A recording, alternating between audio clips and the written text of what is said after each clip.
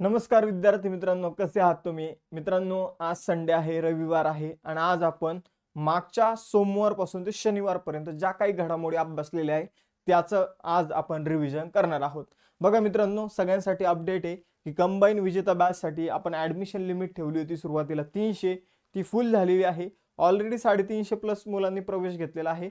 आता आपण ॲडमिशनची लिमिट केलेली 500, तर तुम्हाला 499 रुपयामध्ये पहिल्या 500 विद्यार्थ्यांना ॲडमिशन मिळेल. मला असं वाटतं की 350च्या वर ऑलरेडी झालेले आहे, तर तुमच्याकडं 499 फीजमध्ये तुम्हाला या बॅचमध्ये ॲडमिशन मिळेल. त्यानंतर यशवंत बॅचसाठी अशीच आपण पहिले फी कमी ठेवली होती, आता 1499 फी आहे. ही फी वाढून सुद्धा आता 1999 होणार आहे. जर तुम्हाला ॲडमिशन घ्यायचं असेल 4 महिन्याच्या बॅचमध्ये ती आहे यशवंत बॅच. त्यानंतर बघा कंबाईनसाठी टेस्ट सिरीज आहे, त्याचबरोबर राज्यसेवा आणि कंबाईनसाठी फाउंडेशन बॅचेस आहे, त्याचबरोबर BMCची बॅच आहे, कार्यकारी निरीक्षकची कार्यकारी सहाय्यकची आणि निरीक्षक पदासाठी बॅच आहे. ॲक्टची बॅच आपली कंप्लीट झालेली आहे. मुंबई GK साठी बॅच आहे. सरळ सेवा परीक्षेमध्ये ऑल इन वन, तिरंगा बॅच, पोलीस भरतीसाठी स्पेशल बॅच, अभ्यास मित्राचे या नोट्स आहे. त्याचबरोबर महाराष्ट्राच्या भूगोलाच्या नोट्स ज्या आहे त्या उपलब्ध झालेल्या आपल्या ॲप्लिकेशनवर हर्षले मॅडमच्या, आणि आधुनिक भारताची इतिहासाच्या नोट्स उपलब्ध झालेल्या मारुती सरांच्या, त्या सुद्धा तुम्ही परचेस करू शकता. मग सुरुवात करूया आठवड्याच्या करंट अफेअर्सला. आज आपण 2 डिसेंबर रोजीचा करंट अफेअर्स अभ्यासणार आहोत. यामध्ये 1 डिसेंबरचं करंट अफेअर्स देखील इन्क्लूड केलेलं आहे. बघा मित्रांनो, एशियन डेव्हलपमेंट बँक जी आहे तिच्या 11व्या अध्यक्ष म्हणून कोणाची निवड करण्यात आली, तर तिचे 11वे अध्यक्ष बनणार आहे मसातो कांडा. बघा मित्रांनो, मसातो कांडा जे आहे तर ते जपानच्या पंतप्रधानांचे आणि जपानचे जे आर्थिक सल्लागार आहे, तर जपानचे पंतप्रधान आणि त्याचबरोबर जपानचे अर्थमंत्री यांचे ऑलरेडी आर्थिक सल्लागार म्हणून त्यांनी काम केलेलं आहे. ठीक आहे, तर एवढं तुम्हाला लक्षात ठेवायचं आहे. त्याचबरोबर जर बघितलं तर ते मासात्सुगु असाकावा यांची जागा घेणार आहे. आपण जर बघितलं त्यांचा कार्यकाळ 23 नोव्हेंबर 2026 पर्यंत असणार आहे. तर बघा, मासात्सुगु असाकावा यांनी आपल्या पदाचा राजीनामा दिला, त्यामुळे त्यांचा उर्वरित कार्यकाळ जे आहे तर ते कोण भूषवणार आहे? मसातो कांडा. यानंतर पुढे जाऊया. बघा, एशियन डेव्हलपमेंट बँकची स्थापना जी आहे ती 1966 मध्ये करण्यात आलेली आहे. मनिला फिलिपिन्समध्ये याचं मुख्यालय आहे आणि चे सदस्य देश आहे 69. आता एशियन डेव्हलपमेंट बँकशी संबंधित एक भारतीय व्यक्तींची यावर नेमणूक करण्यात आलेली आहे. ते कोण आहे तुम्हाला कमेंट बॉक्समध्ये सांगायचं आहे. इथं बघा मित्रांनो, रेल्वे बोर्डाचे अध्यक्ष कोण आहे? Satish Kumar. State bank of इंडियाचे अध्यक्ष कोण आहे? छल्ला श्रीनिवासलू शेट्टी. मुंबई क्रिकेट असोसिएशनचे अध्यक्ष कोण आहे? अजिंक्य नायक. न्यूज ब्रॉडकास्टर अँड डिजिटल असोसिएशनचे अध्यक्ष कोण आहे? रजत शर्मा. भारतीय आयुर्विमा महामंडळाचे अध्यक्ष कोण आहे? सिद्धार्थ मोहंती. केंद्रीय प्रत्यक्ष कर मंडळाचे अध्यक्ष कोण आहे? रवी अग्रवाल. भारतीय इलेक्ट्रॉनिक्स लिमिटेडचे नवीन अध्यक्ष कोण आहे? मनोज जैन. कर्मचारी निवड आयोगाचे नवीन अध्यक्ष कोण आहे? एस गोपालकृष्णन. दिलीप संघानी हे भारतीय शेतकरी खत सहकारीचे अध्यक्ष आहे. ठीक आहे, या काही महत्वाच्या ऑर्गनायझेशन आणि त्यांचे अध्यक्ष आपण बघितलेले आहे. 28 नोव्हेंबर 2024 रोजी 3 दिवसीय राष्ट्रीय पोस्टल प्रदर्शन बायपेक्स 2024 कुठे सुरू झालं? तर बघा मित्रांनो, हे बिहार सरकारचं पोस्टाचं आपण जर बघूया तर हे प्रदर्शन भरवण्यात आलं होतं, त्याचंच नाव आहे बायपेक्स. मग हे कुठं भरवलं गेलं असेल तर हे पाटणा बिहारमध्ये भरवण्यात आलेलं आहे. तर आपण जर बघितलं तर 28 नोव्हेंबर पासून 1 डिसेंबर पर्यंत जर आपण बघितलं तर राष्ट्रीय पोस्टल प्रदर्शन जे आहे बायपेक्स आपण जर बघितलं तर पाटणा बिहारमध्ये सुरू झालेलं आहे. हे बायपेक्स इथं जर तुम्हाला राष्ट्रीय पोस्टल प्रदर्शन म्हणून नाव दिसत असेल तर राष्ट्रीय पोस्टल प्रदर्शन नाही मित्रांनो. यामध्ये बिहारमध्ये टपाल संस्कृतीचा कसा उदय झाला आणि तिचा कसा विकास झाला याची माहिती देण्यात आलेली आहे. त्याचबरोबर बघा मित्रांनो, या पोस्टल प्रदर्शनाचं उद्घाटन बिहारचे राज्यपाल जे आहे राजेंद्र विश्वनाथ आर्लेकर यांनी केलेलं आहे. त्याचबरोबर राजेंद्र विश्वनाथ आर्लेकर यांनी बिहारचे जे काही मुख्य पोस्ट मास्टर आहे जनरल अनिल कुमार, तर यांच्या 2 पुस्तकांचं देखील अनावरण केलेलं आहे, ग्लोरी ऑफ बिहार आणि पोस्टल हेरिटेज ऑफ बिहार. तर हे 2 पुस्तकं देखील राजेंद्र विश्वनाथ आर्लेकर यांच्या हातून प्रकाशित करण्यात आलेले आहे. बघा मित्रांनो, बिहारची स्थापना 22 मार्च 1912 मध्ये करण्यात आली. पाटणा ही बिहारची राजधानी. नितीश कुमार मुख्यमंत्री आहे. राजेंद्र विश्वनाथ आर्लेकर राज्यपाल आहे. शेजारील 3 राज्ये पश्चिम बंगाल, झारखंड, उत्तर प्रदेश आणि एक देश आहे नेपाळ. यानंतर 59वी अखिल भारतीय पोलीस महासंचालक आणि महानिरीक्षक परिषद जी आहे ती कुठे सुरू झाली? तर आता आपण बघितलेलं आहे, तर जी काही आंतरराष्ट्रीय आपण म्हणूया लॉयर परिषद जी आहे त्याच्यावर काल आपल्याला राज्यसेवेच्या पूर्व परीक्षेमध्ये प्रश्न विचारला होता. मग या काही महत्त्वाच्या परिषद आहे ते सहसा नवी दिल्ली या ठिकाणीच होत असतात. एखादी परिषद जी आहे महिन्यामध्ये एखादे दोन, तर त्या आपल्याला इतर ठिकाणी होताना दिसते. मग ती त्यातलीच एक आहे अखिल भारतीय पोलीस महासंचालक आणि महानिरीक्षक परिषद जी आहे मित्रांनो, ती भुवनेश्वर ओडिशामध्ये सुरू झालेली आहे. तर भुवनेश्वर ओडिशा येथे अखिल भारतीय महासंचालक आणि पोलीस महानिरीक्षक परिषदेला नरेंद्र मोदी यांनी हजेरी लावली होती. आपण जर बघितलं केंद्रीय गृहमंत्री अमित शहा आणि राष्ट्रीय सुरक्षा सल्लागार अजित डोवाल त्याचबरोबर इतर लोक सुद्धा या परिषदेमध्ये सहभागी झाले होते. ठीक आहे, तर बऱ्याचशा पोलीस विषयक महत्त्वाच्या मुद्द्यावर यामध्ये चर्चा करण्यात आलेली आहे. त्यानंतर दुबईमध्ये संयुक्त अरब अमिरात दुबईमध्ये मोहम्मद बिन रशीद लायब्ररी आहे आणि या मोहम्मद बिन रशीद लायब्ररीमध्ये व्हाय भारत मॅटर्स या पुस्तकाचं प्रकाशन कोणी केलं? तर तुम्हाला सगळ्यांना माहित असलं पाहिजे व्हाय भारत मॅटर्स हे पुस्तक कुणाचं आहे? तर एस जयशंकर यांचं आहे. या पुस्तकावर आपल्याला ऑलरेडी एकदा प्रश्न विचारून झालेला आहे. तर व्हाय भारत मॅटर्स याचं अलीकडे काय करण्यात आले होतं, तर दुबईमध्ये जी काही मोहम्मद बिन रशीद लायब्ररी त्यामध्ये प्रकाशन करण्यात आलं होतं, ते प्रकाशन एस जयशंकर यांनी केलं होतं. तर बघा मित्रांनो, आपण जर बघितलं तर काही महत्त्वाचे पुस्तक आहे, जसे की कैरोस नावाचं पुस्तक आहे जेनी एरपेनबेक यांचं. त्यानंतर संस्कृतिक आयाम नावाचं पुस्तक आहे मनोरमा मिश्रा यांचं. इंडियाज न्यूक्लिअर टायटन्स हे जे पुस्तक आहे तर ते जर आपण बघितलं तर ते सौम्य अवस्थी आणि शर्बना बौरा यांचं हे पुस्तक आहे. त्यानंतर द कॉन्स्पिरन्सी गोटाबाया राजपक्षे यांचं हे पुस्तक आहे. त्यानंतर इंडियाज फायनान्स मिनिस्टर्स हे जे पुस्तक आहे मित्रांनो ते के भट्टाचार्य यांचं आहे. त्यानंतर स्वॉलिंग द सन हे जे पुस्तक आहे हे लक्ष्मी पुरी यांचं आहे. त्यानंतर जर बघितलं व्हाय भारत मॅटर्स एस जयशंकर. त्याचबरोबर द विनर्स माइंडसेट शेन वॉटसन यांचं पुस्तक आहे आणि 12 फेल हे पुस्तक अनुराग पाठक यांचं आहे. अलीकडे या पुस्तकावर आधारित मूव्ही पण आपण बघितलेला आहे. त्यानंतर 5वा क्वेश्चन आहे, भारतीय नौदलाने अण्वस्त्र वाहून नेण्यास सक्षम असलेल्या कोणत्या क्षेपणास्त्राची यशस्वी चाचणी केली? तर भारतीय नौदलाने K4 मिसाईलची यशस्वी चाचणी केलेली आहे. भारताकडे बघा सध्या 2 आण्विक पाणबुड्या आहे. या आण्विक पाणबुड्या ज्या आहे त्यामध्ये एक आहे INS अरिहंत आणि दुसरी आहे INS अरिघाट. ठीक आहे, INS अरिघात. त्या INS अरिघातवरून ही चाचणी करण्यात आलेली आहे. तर बघा अत्यंत महत्त्वाचा क्वेश्चन आहे. K4 मिसाईल जी आहे तर त्यावर आपण अण्वस्त्र बसून सुद्धा एखाद्या देशाला हिट करू शकतो. अशा प्रकारचं मिसाईल आता आपण आपल्या आण्विक पाणबुडीवर बसवलेले INS अरिघातवर, हे तुम्हाला लक्षात ठेवायचे. याची रेंज लक्षात ठेवा 3500 किलोमीटर. ठीक आहे, 3500 किलोमीटर ही याची रेंज आहे. यानंतर पुढे जाऊया. आता काही महत्त्वाच्या पहिल्या घडामोडी बघून घेऊया. सायन्स टेकशी रिलेटेड घडामोडी बघून घेऊया. जगातील पहिले 6G उपकरण जपानमध्ये लॉन्च करण्यात आलं. भारताच्या कोणत्या सूर्य मोहिमेने हॅलो ऑर्बिटची पहिली फेरी पूर्ण केली? आदित्य L1. पृथ्वीच्या तापमानावर लक्ष ठेवण्यासाठी भारताने कोणता देश तृष्णा उपग्रह प्रक्षेपित करणारे? फ्रान्स. आर्टेमिस करारावर स्वाक्षरी करणारा 41 आणि 42 देश कोण बनला? तर पेरू आणि स्लोवाकिया. पृथ्वीभोवती 2 महिने फिरणाऱ्या एक ॲस्ट्रॉइड आहे त्याला नाव काय देण्यात आलेलं आहे? तर बघा मित्रांनो, पृथ्वीभोवती जर आपण बघितलं तर एक ॲस्ट्रॉइड आला होता, तो खूप मोठा होता. ठीक आहे, त्याला आपण मिनी मून सुद्धा नाव दिलं होतं. काय? Mini moon. तर हा जो मिनी मून आहे त्याचं एक्झॅक्ट सायंटिफिक नाव जर विचारलं तर 2024 PT5 हे त्याचं नाव होतं. त्यानंतर पंतप्रधान नरेंद्र मोदी यांनी 130 कोटी रुपये खर्चून परमरुद्र सुपर कम्प्युटर लॉन्च केले. तर ते कुठे केलेले? तर पुणे, दिल्ली, कोलकाता. यानंतर भारत आणि कोणत्या देशादरम्यान द्विपक्षीय सराव अग्नि वॉरियर 2024 सुरू झाला आहे?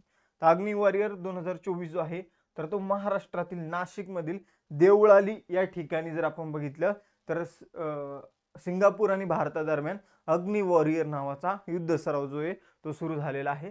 यामध्ये मोस्टली हा जो युद्ध सराव होता तर तो तोफांचा सराव होता. ठीक आहे, तोफांचा लष्कराचा सराव होता, पण त्यामध्ये मोस्टली दारुगोळा आणि तोफांचा वापर करण्यात आला होता. एवढं आपल्याला लक्षात ठेवायचं. यानंतर युनायटेड नेशन कॉन्फरन्स ऑन डेझर्टिफिकेशन. ठीक आहे, तर आपण जर बघितलं तर ती कुठे झालेली आहे? आपल्याकडं वेगवेगळ्या COP आहे, कॉन्फरन्स ऑफ पार्टीज, मग ते कोणकोणते आहे, तर आता COP29 झालेली बाकू अझरबैजानमध्ये. त्याचबरोबर अजून एक 16 लक्षात ठेवा, ती जैवविविधतेशी संबंधित आहे, बायोडायव्हर्सिटी. आणि आता ही COP16 जी आहे, जी आता आपण बघत आहोत, ही वाळवंटीकरणाशी संबंधित आहे. मग ही वाळवंटीकरणाशी संबंधित COP16 कुठे झाली, तर रियाद सौदी अरेबियामध्ये झालेली आहे. तर बघा मित्रांनो, रियाद सौदी अरेबियामध्ये 2 डिसेंबर 2024 रोजी आपण जर बघितलं तर आजच सुरू झालेली, समजून घ्या, जी काही हिचं फुल फॉर्म आहे united nation conservation to compact desertification. ठीक आहे, तर ही सुरू झालेली, हे एवढं लक्षात ठेवा. वाळवंटीकरण थांबवणं हे हिचा मेन उद्देश आहे. थीम आहे अवर लँड अवर फ्युचर. आता बघा, united nation conference on combat डेझर्टिफिकेशनला आता आपण 30 वर्ष कंप्लीट करत आहोत. हा सुद्धा महत्वाचा मुद्दा आहे. यानंतर बघा, united nation convention to combat desertification जी आहे, तर ती 17 जून 1994 ला आपण जर बघितलं तर कराराचा मसुदा मांडण्यात आला होता. 24 ऑक्टोबर 1994 ला यामध्ये साईन करण्यात आली. याचं स्थायी सचिवालय बॉन जर्मनी आहे. सचिव आहे इब्राहिम थिया. आपण जर बघितलं 17 जून हा जो दिवस आहे तो वाळवंटीकरण आणि दुष्काळाच्या विरोधात लढा देण्यासाठी सेलिब्रेट केला जातो 17 जूनला. यानंतर केंद्र सरकारने ग्राहकांच्या ऑनलाईन तक्रारी दाखल करण्यासाठी, त्यांचे त्वरित निपटारा करण्यासाठी कोणतं पोर्टल सुरू केलं. तर बघा मित्रांनो, आपण जर एखादी गोष्ट घेतली तर तिच्या संबंधी फ्रॉड वगैरे होत असेल तर त्या संबंधी आपण तक्रार ई दाखील पोर्टलवर करू शकतो. ठीक आहे, तर सर्व राज्य आणि केंद्रशासित प्रदेशांमध्ये ई फायलिंग सुरू केले जाणार आहे. आणि आपण जर बघितलं तर हे नवीन पोर्टल जे ई दाखील नाव लक्षात ठेवा, तर ते आता आपण अलीकडे सुरू केलेलं आहे. त्यानंतर इंटरनॅशनल टुरिझम मार्टच्या 12व्या आवृत्तीचं उद्घाटन कुठे करण्यात आलं. तर इंटरनॅशनल टुरिझम मार्टच्या 12व्या आवृत्तीचं उद्घाटन जे आहे ते काझीरंगा राष्ट्रीय उद्यानामध्ये करण्यात आलं. तर आंतरराष्ट्रीय पर्यटन मार्टची 12वी आवृत्ती कुठे आयोजित करण्यात आली, तर आसाम मधील काझीरंगा राष्ट्रीय उद्यानमध्ये ती आयोजित करण्यात आली. तिचं उद्घाटन केंद्रीय पर्यटन आणि सांस्कृतिक मंत्री गजेंद्र सिंह शेखावत यांनी केलेलं आहे. यानंतर काझीरंगा राष्ट्रीय उद्यान जर आपण बघितलं तर 1974 मध्ये त्याला राष्ट्रीय उद्यान म्हणून घोषित करण्यात आलं. 2007 मध्ये व्याघ्र प्रकल्प म्हणून घोषित करण्यात आलं. 1985 मध्ये युनेस्कोचा जागतिक वारसा स्थळाचा दर्जा मिळाला. आणि इथं एक शिंगी गेंड्यांसाठी एक काझीरंगा राष्ट्रीय उद्यान फेमस आहे. आसामबाबत जाणून घेऊया. दिसपूर राजधानी हेमंत बिस्वा शर्मा मुख्यमंत्री, लक्ष्मण आचार्य राज्यपाल. तिथले राष्ट्रीय उद्यान जर सांगायचं झालं तर काझीरंगा, मानस, दिहिंग पत्काई आणि ओरंग. त्यानंतर काही महत्वाच्या चालू घडामोडी बघा आसामशी संबंधित. मिशन वसुंधरा हे 3.0 कोणी सुरू केलं, तर आसामने सुरू केलेलं आहे. त्यानंतर बालविवाह रोखण्यासाठी निजुत मोहिना ही योजना कोणीची आहे, आसामची आहे. लेफ्टनंट जनरल विकास लखेडा हे आसाम रायफलचे नवीन महासंचालक बनलेले आहे. ओहोम काळातील मोईदम हे जे ठिकाण आहे तर याला युनेस्कोच्या जागतिक वारसा स्थळाच्या यादीमध्ये ऍड करण्यात आलं. कुठलंही आसामचं आहे. त्यानंतर सरकारने अलीकडे 5 भाषांना काय केलेलं आहे, अभिजित भाषेचा दर्जा दिलेला आहे. त्यामध्ये मराठी सोबत आसामी सुद्धा आहे, लक्षात ठेवा. त्याचबरोबर मराठीचा उगम ज्यापासून झाला ती प्राकृत भाषा सुद्धा आहे. आणि त्याचबरोबर पाली आणि बंगाली सुद्धा आहे. कोणत्या राज्याच्या सरकारने विवाह आणि घटस्फोट नोंदणी कायदे आणि नियम 1935 ला रद्द केलं, तर ते राज्य आसाम आहे. त्यानंतर 10वा क्वेश्चन, जगातील सर्वात उंच दुर्बीण मेजर ॲटमॉस्फेरिक चेर्नेको एक्सपेरिमेंट, ठीक आहे, असं हिचं पूर्ण नाव आहे. तर या दुर्बिणीचं उद्घाटन कुठे करण्यात आलं, तर या दुर्बिणीचं उद्घाटन मित्रांनो हानले लडाख मध्ये करण्यात आलेलं आहे. ठीक आहे, तर हानले लडाख मध्ये जर आपण बघितलं तर मेजर ॲटमॉस्फेरिक चेर्नेको एक्सपेरिमेंट नावाची दुर्बीण जी आहे तिला आपण शॉर्टकट मध्ये मेस म्हणू शकतो. तर या दुर्बिणीचं उद्घाटन अलीकडे लडाख मध्ये केले गेलं आहे. जगातील सर्वात जुनी वर्णमाला जी आहे, जुनं वर्णमाला लेखन जे आहे त्याला नाव देण्यात आलेले टेल अलमारा. ठीक आहे, तर हे जे लेखन आहे हे जवळपास आपण जर बघितलं तर इसवी सन पूर्व 2400 वर्षापूर्वीच आहे. हे कुठे सापडलेलं आहे, हे सिरियामध्ये सापडलेलं आहे. यानंतर पुढे जाऊया. सिरियाची राजधानी दमिश्क, त्यानंतर बशर असद हे तिथले राष्ट्रपती आहे. आणि सिरियन चलन आहे तर सिरियन पाऊंड किंवा सिरियन लिरा. त्यानंतर प्रसिद्ध चिनार बोट रेस जी आहे 2024 ची, तर तिचं आयोजन भारतीय लष्कराने कुठे केलेले जम्मू काश्मीरमध्ये. तर भारतीय लष्कराने तिचं आयोजन जम्मू काश्मीरमधील दल सरोवरामध्ये केलेलं आहे. तर लक्षात ठेवा महत्वाची ही रेस आहे. मित्रांनो 3 डिसेंबर रोजीचं करंट अफेअर्स जे आहे तर त्याचा आपण इथं अभ्यास करणार आहोत. बघा सुरुवात करूया. पहिला क्वेश्चन काय आहे तर नोव्हेंबर 2024 मध्ये कोणत्या देशाने बिली जीन किंग कप जो आहे तर तो 2024 चा जिंकलेला आहे, त्याचं विजेतेपद पटकवलेलं आहे. तर बघा मित्रांनो बिली जीन किंग कप जो आहे तर तो महिलांचा टेनिस स्पर्धा जी आहे तर ती या बिली जीन किंग कप या नावाने ओळखली जाते. आणि मित्रांनो आपण यापूर्वी पुरुषांचा कप बघितला तर नाव काय होतं तर त्याचं नाव होतं डेव्हिस कप. ठीक आहे, डेव्हिस कप. मग आता हा बिली जीन किंग कप कोणी जिंकलेला आहे तर हा इटलीने जिंकलेला आहे. कोणी जिंकलेला आहे? इटलीने जिंकलेला आहे. इटलीने कोणाचा पराभव केला तर स्लोवाकियाचा पराभव त्याने केलेला आहे. इटलीने आपण जर बघितलं तर 5व्यांदा हा कप जिंकलेला आहे. कितव्यांदा तर 5व्यांदा. त्याचबरोबर जर बघितलं तर जेनिक सिन्नरच्या नेतृत्वाखाली डेव्हिस कप कोणी जिंकलेला आहे तर डेव्हिस कप सुद्धा आपण जर बघितलं तर तो इटलीने जिंकलेला आहे. ठीक आहे, तर आपण नेदरलँडचा त्यांनी पराभव केला होता. तर अशा प्रकारे इटलीच्या महिला संघाने बिली जीन किंग कप जो आहे तो आपल्या नावावर केलेला आहे. यानंतर इंडियन प्रीमियर लीगच्या लिलावामध्ये इतिहासातील करारबद्ध होणारा सर्वात तरुण खेळाडू कोणता ठरला आहे. तर बघा मित्रांनो IPL मध्ये वैभव सूर्यवंशी नावाचा खेळाडू आहे. फक्त 13 वर्षाचा खेळाडू आहे. त्याला आता अलीकडे परचेस करण्यात आलेले राजस्थान रॉयल्सच्या माध्यमातून. तर राजस्थान रॉयल्स या टीमने 1.10 कोटी मध्ये या सूर्यवंशी म्हणजे वैभव सूर्यवंशीला इथं विकत घेतलेला आहे. आणि हा लिलावात विकला जाणारा सगळ्यात कमी एजचा खेळाडू आहे, हे आपल्याला लक्षात ठेवायचं आहे. आपण जर बघितलं तर फर्स्ट क्लास सामने जो आहे तो बिहारकडून खेळतो. यमंडू ओरसी हे कोणत्या देशाचे नवे राष्ट्रपती बनले. तर बघा मित्रांनो उरुग्वेचे नवीन राष्ट्रपती बनलेले यमंडू ओरसी. यमंडू ओरसी यांनी कोणाची जागा घेतली तर लुईस लेकेले पो यांची त्यांनी जागा घेतली. एवढंच आपल्याला लक्षात ठेवायचंय. यानंतर बघा हा क्वेश्चन महत्वाचा आहे. 28 नोव्हेंबर 2024 रोजी आपलं शिकवायचं राहून गेलो होतो आहे तर हेमंत सोरेन हे कोणत्या राज्याचे मुख्यमंत्री म्हणून त्यांनी शपथ घेणार आहे. तर हेमंत सोरेन आणि आपलं जर बघितलं महाराष्ट्राच्या आणि झारखंडच्या विधानसभेच्या निवडणुका सोबतच झाल्या होत्या. महाराष्ट्रामध्ये जसं BJP जिंकलेली आहे महायुती, तसं आपण जर बघितलं तर झारखंडमध्ये हेमंत सोरेन यांचा पक्ष जिंकलेला आहे. आपण जर बघितलं तर ते झारखंडचे आता मुख्यमंत्री बनणार आहे. आपण जर बघितलं तर झारखंड मुक्ती मोर्चा हे त्यांच्या पार्टीचं नाव लक्षात असू द्या. यानंतर पुढे जाऊया. फॉर्म्युला 1 चे विजेतेपद सलग चौथ्यांदा कोणी जिंकलं आहे. तर फॉर्म्युला 1 रेसिंग जी असते तर ती सलग चौथ्यांदा कोणी जिंकलेली आहे तर ती मॅक्स व्हेरस्टॅपन यांनी जिंकलेली आहे. तर मॅक्स व्हेरस्टॅपन यांनी चौथ्यांदा फॉर्म्युला 1 चं विजेतेपद जिंकलेलं आहे.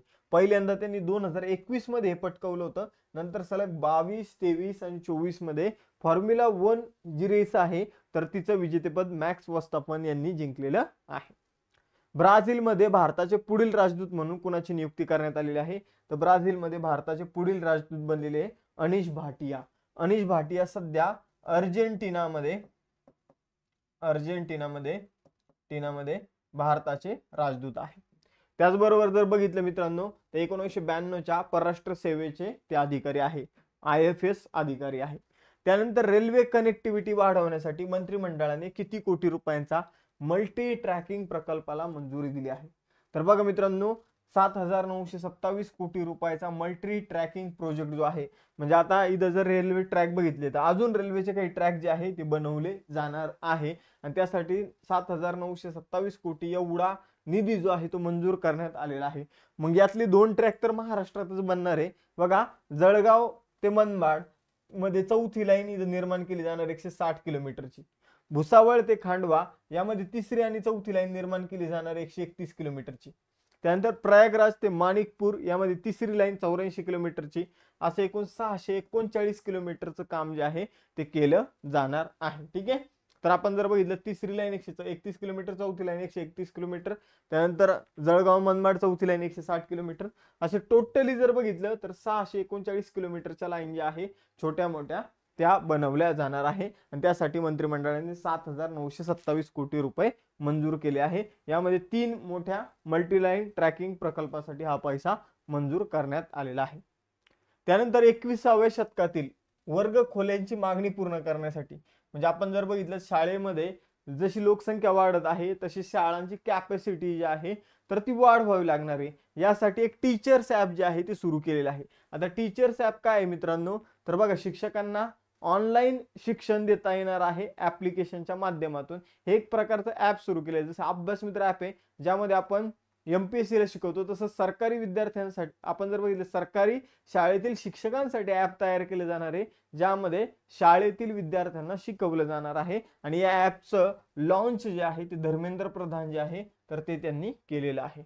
बघा मित्रांनो, हे ॲप कुणी बनवलेलं आहे, तर भारतीय एअरटेल फाउंडेशनने हे ॲप जे आहे ते विकसित केलं आहे. त्यानंतर 27 ते 30 नोव्हेंबर या कालावधीमध्ये कोची येथे राष्ट्रीय सागरी शोध आणि बचाव सराव जो आहे सिरेक्स हा कुणी केलेला आहे, तर सिरेक्स हा जो सराव आहे मित्रांनो तो इंडियन कोस्ट गार्ड म्हणजे भारतीय तटरक्षक दलाचा सराव आहे. तर सिरेक्स लक्षात ठेवा. ठीक आहे. यानंतर जर आपण बघितलं तर पुढे जाऊया.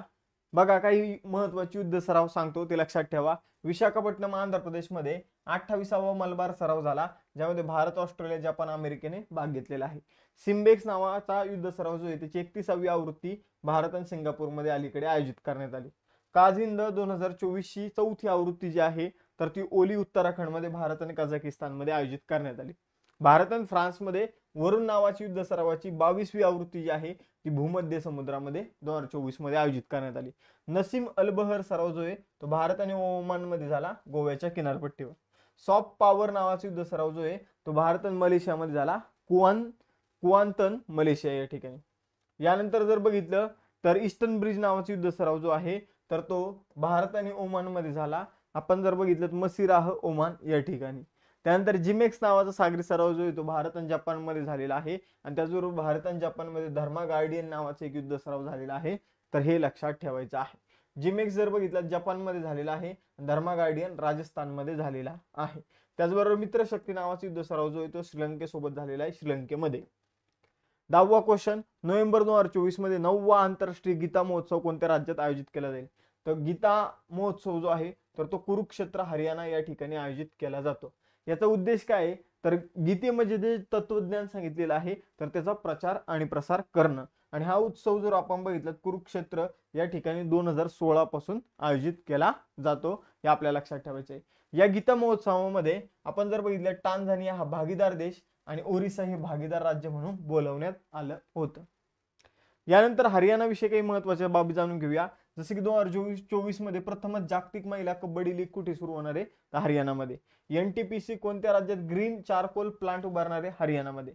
हरियाणाने 5000 तरुणांना नोकऱ्या देण्यासाठी सक्षम युवा योजना सुरू केली आहे. GDP मध्ये हरियाणाने कोणत्या राज्याला मागे टाकलं, तर पंजाबला. हरियाणा उच्च न्यायालयाचे मुख्य न्यायाधीश कोण आहे, तर शील नागू. वनमित्र योजना कोणाची, तर हरियाणाची आहे. त्यानंतर बॉक्सिंग सब ज्युनियर नॅशनल चॅम्पियनशिप कोण जिंकली, हरियाणाने. महिलांमध्ये स्तनांचा कर्करोग लवकर शोधणं आणि त्याचा प्रतिबंध करणं यासाठी सवेरा कार्यक्रम कोणी सुरू केला, हरियाणाचे माजी मुख्यमंत्री मनोहरलाल खट्टर यांनी. भारत आंतरराष्ट्रीय विज्ञान महोत्सव जो आहे 2023चा तो कोणत्या राज्यात झाला, हरियाणामध्ये. कोणत्या राज्यातील करीमगंज जिल्ह्याचं नाव श्रीभूमी करण्यात आलं, तर करीमगंज हा जो जिल्हा आहे मित्रांनो हा आसामचा आहे. ठीक आहे. आसामचे मुख्यमंत्री कोण आहेत, हेमंत बिस्वा शर्मा.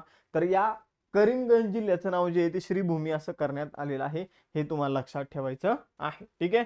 तर 100 वर्षाहून अधिक वर्षापूर्वी जे काही रवींद्रनाथ टागोर होते तर त्यांनी हे जे काही करीमगंज जिल्ह्याचं वर्णन जे आहे ते श्रीभूमी म्हणून केलं होतं, माता लक्ष्मीची भूमी असं त्यांनी केलं होतं. ठीक आहे. तर त्यामुळे ते आपण श्रीभूमी हे नाव करीमगंज जिल्ह्याला दिलेलं आहे. कोणत्या देशात जी बालसुब्रमण्यम यांची भारताची उच्चायुक्तपदी नियुक्ती करण्यात आली आहे, तर बघा मित्रांनो मालदीवमध्ये जी बालसुब्रमण्यम जे आहे तर त्यांची भारताच्या उच्चायुक्तपदी नियुक्ती करण्यात आलेली आहे. ठीक आहे.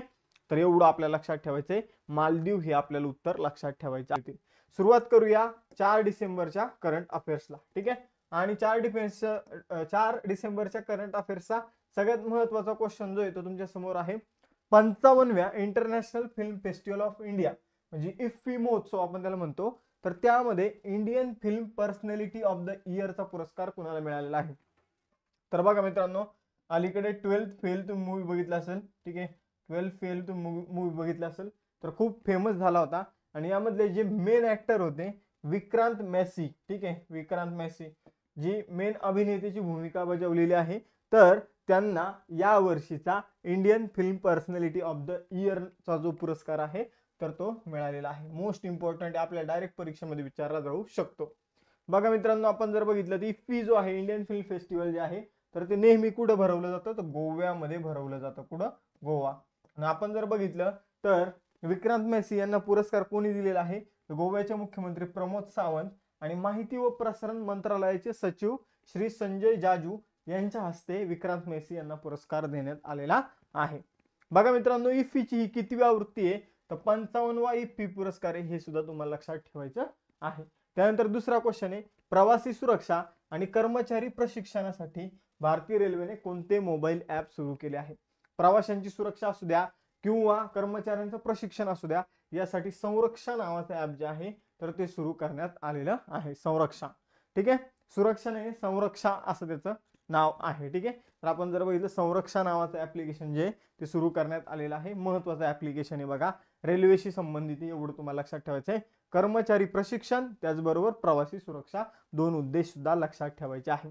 ठीक आहे, त्याच आता अलीकडे आपल्याला आपण जर बघितलं एक पुष्टी योजना विचारली होती, तिचा उद्देश काय होता हे आपल्याला विचारण्यात आलं होतं, तो उद्देश सुद्धा विचारला जातो.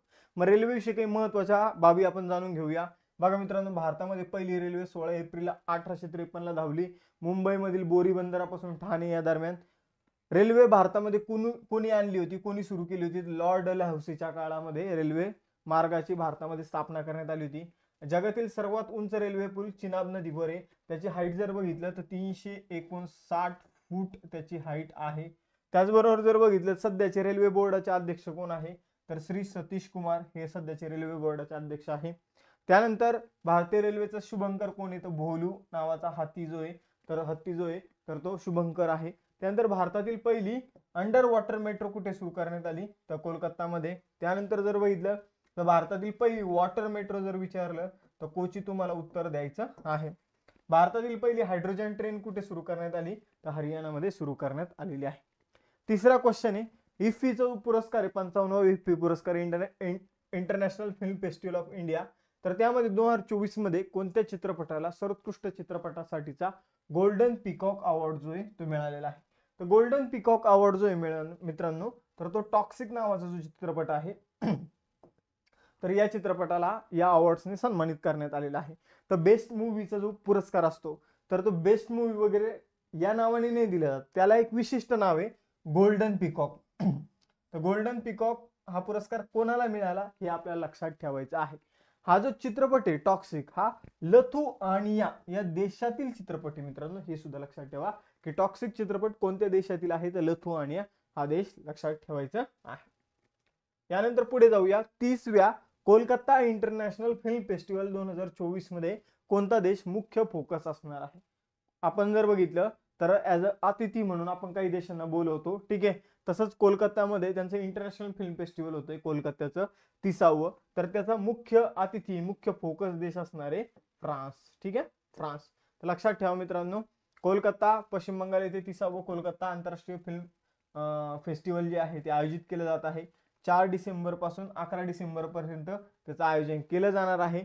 या फिल्म फेस्टिवलमध्ये 29 देशातील 175 चित्रपट जे आहे ते दाखवले जाणार आहे आणि या वर्षीचा फोकस कंट्री म्हणून फ्रान्सला बोलवण्यात आलेलं आहे. फ्रान्स विषयी जाणून घेऊया. खंड आहे युरोप, राजधानी आहे पॅरिस, चलन आहे युरो, इमॅन्युएल मॅक्रॉन राष्ट्रपती आहे आणि पंतप्रधान आहे मिशेल बार्नियर. आता फ्रान्स विषयी काही महत्त्वाचे करंट अफेअर्स जाणून घेऊया जे परीक्षेमध्ये विचारले जातील. भारत आणि फ्रान्सच्या नौदलामध्ये कोणता युद्ध सराव करण्यात आला? वरून. ठीक आहे, वरून. त्यानंतर फ्रान्सने कोणत्या भारतीयाला त्यांचा जो सर्वोच्च नागरी पुरस्कार आहे शेव्हेलियर डे ला लिजन दी ऑनर हा पुरस्कार दिला?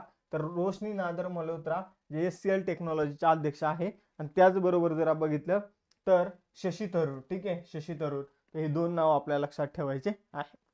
त्यानंतर जर बघितलं तर वयाच्या 34व्या वर्षी फ्रान्सचे सर्वात तरुण पंतप्रधान कोण बनलेले आहे? तर त्यांचं नाव आहे गॅब्रिएल अटल. त्यानंतर टाटा कन्सल्टन्सी सर्व्हिसेसने फ्रान्समधील कोणत्या शहरामध्ये global artificial intelligence centre of एक्सलन्सची स्थापना केली? तर ती पॅरिसमध्ये केलेली आहे.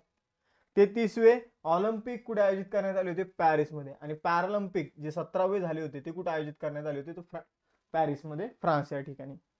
त्यानंतर भारत, संयुक्त अरब अमिरात आणि भारत, युएई आणि संयुक्त अरब अमिरात एकच आहे. तर भारत, संयुक्त अरब अमिरात आणि फ्रान्सने मिळून कोणता युद्ध सराव आयोजित केला होता? तर डेझर्ट नाईट नावाचा युद्ध सराव 2024 मध्ये या 3 देशांनी मिळून आयोजित केलेला आहे अरबी समुद्रामध्ये. त्यानंतर रवी कुमार दहिया यांना फ्रान्समधील एक कुस्तीची स्पर्धा झालेली जिचं नाव आहे Grand Prix de France Henri Deglane. ही जी कुस्ती स्पर्धा आहे त्यामध्ये त्यांनी कोणतं पदक जिंकलेले? रवी कुमार दहिया याने तर कांस्य पदक जिंकलेले. कोणता देश डिजिटल शेंगेन व्हिसा ऑफर करणारा युरोपियन युनियन मधील पहिला देश ठरला? फ्रान्स. फ्रान्सचा सर्वोच्च नागरी सन्मान जो आहे, ठीक आहे, आता ऑलरेडी आपण बघितलं शशी थरूर, आपण पहिलेच इकडे बघितलं तेव्हा शशी थरूर यांचा सुद्धा आपण बघितलं होतं की त्यांना सुद्धा knight of the legion d'honneur या पुरस्काराने सन्मानित करण्यात आलेला आहे. त्यानंतर बघा, भारतातील वनस्पती आरोग्य व्यवस्थापनाला प्रोत्साहन देण्यासाठी भारताने कोणत्या बँकेने 98 दशलक्ष डॉलरचं कर्ज करारावर स्वाक्षरी केली आहे? तर बघा मित्रांनो, तुम्हाला आजकाल माहित असेल की पिकांवर जर आपण बघितलं तर खूप साऱ्या फवारण्या कराव्या लागतात, कारण किडीचं प्रमाण वाढलेलं आहे. आपण जर बघितलं तर आता काही शेतकऱ्यांनी कापूस लागवड केली होती, पण लगेच 1-2 वेचणी झाले आणि बोंड आळी नावाचा रोग जो आहे तो त्याच्यावर आलेला आहे.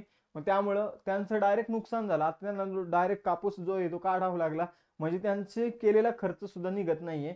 मग यासाठी भारत सरकार आणि आपण जर बघितलं तर एशियन डेव्हलपमेंट बँक जी आहे, तर या दोघांनी मिळून 98 दशलक्ष डॉलरचा करार केलेला आहे. एशियन डेव्हलपमेंट बँक आपल्या सरकारला कर्ज देणार आहे आणि सरकार तो जो खर्च आहे तर तो वनस्पतीचं आरोग्य सुधारण्यासाठी करणार आहे, की कशा त्यांना किडेपासून अजून स्ट्रॉंग बनवता येईल यासाठी त्याचा वापर त्या पैशाचा केला जाणार आहे. ठीक आहे.